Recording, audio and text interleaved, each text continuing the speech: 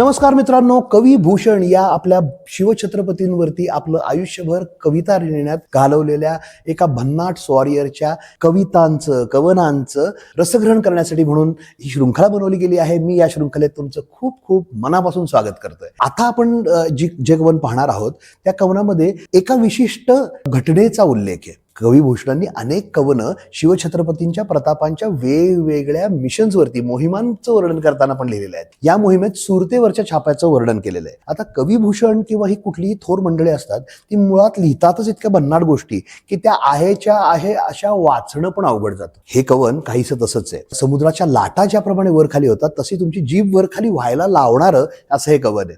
बघूयात, मी माझ्या वतीने प्रयत्न करतो, तुम्ही तुमच्या वतीने पण नंतर प्रयत्न करून मला पाठवा.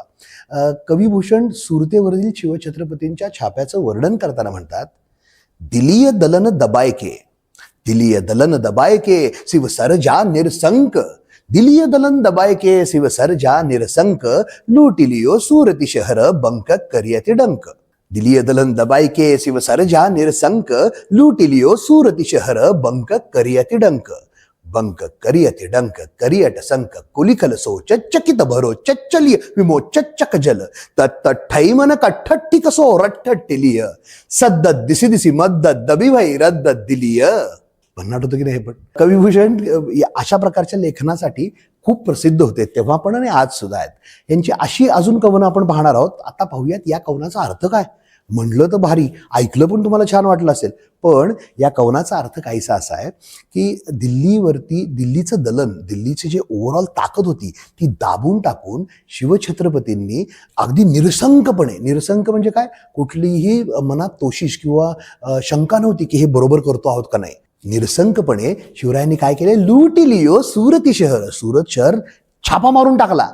बंक करियति डंक म्हणजे आपले नगारे वाजवत, लपून छपून भानगड नाहीये इथं. गनिमी कावा वगैरे म्हणता तुम्ही, बाहेर तंबू ठोकून बसले होते महाराज आणि नगारे वाजवत डंके की चोट पर ज्याला हिंदीत शब्द आहे तसं त्यांनी सुरत शहर लुटलं. बंक करियति डंक करियट संक कुलिखल सोचचकित, हे सगळं विचार करून अक्षरशः आश्चर्यचकित झालेले सगळे सुरतवासी कुठे पळालेत, भरोचचलिय, भरोच नावाचं गाव आहे तिथं पळायला लागले. विमोचच्चक जल तट्ट ठैमन कठ्ठट्टी कसं रठ्ठट्टिलिय. आपला जो हत्ती असतो, हत्तीला त्याच्या ज्या कपाळावरती जर टोचे मारले तर तो पिसाळतो आणि तो निस्ते नाबूद करून टाकतो जे काही येतं ते. शिवछत्रपतींनी त्या काळात ती पद्धत होती.